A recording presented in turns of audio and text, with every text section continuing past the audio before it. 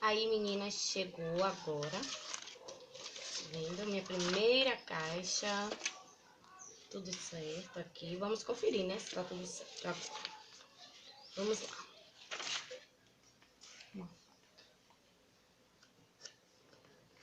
Vai abrir a caixa. Vai abrir a caixa?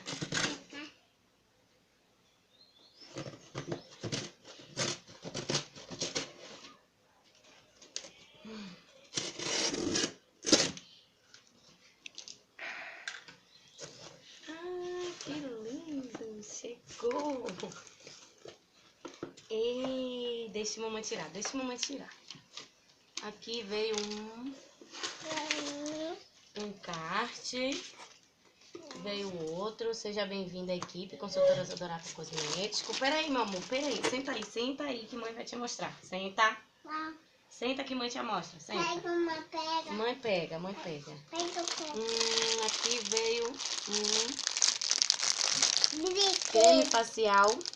Sinta-se bem. Creme de alface. Da linha Sinta-se Bem.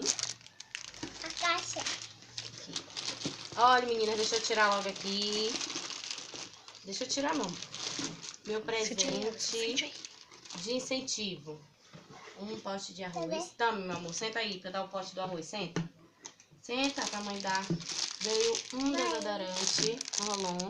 Meu cheirinho. Veio um desodorante algodão. Veio um hálito fresco. Um creme clareador de axilas e virilhas. Eu achei que ele era menor. Mas ele veio grande. Esse é pra eu testar. Veio demonstrador de fragrâncias e batom. Baixa, mamãe. Será que dá pra ver? Deu, né? Tudo certo. Deu? Demonstrador de fragrâncias e batom. Deixa eu ver aqui. A revista Lucre Ainda Mais. Veio o demaquilante da linha Viva Cores. Veio outro desodorante Rolon, Black Warm. Esse hidratante Sinta-se Bem, também da linha Sinta-se Bem. O novo, que é 4 estações verão. Veio um sabonete íntimo, da Íntima Cuidados.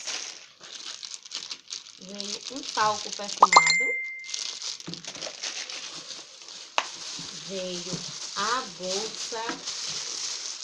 A bolsa.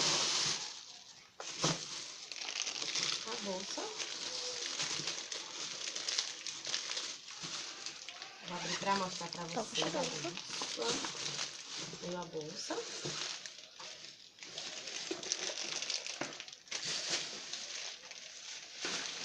Meu filho tá amando, viu, menino? Meu filho tá amando os produtos. O tão esperado batom tinta, que é pra minha filha e pra mim. Batom tinta. Deixa que mãe tira.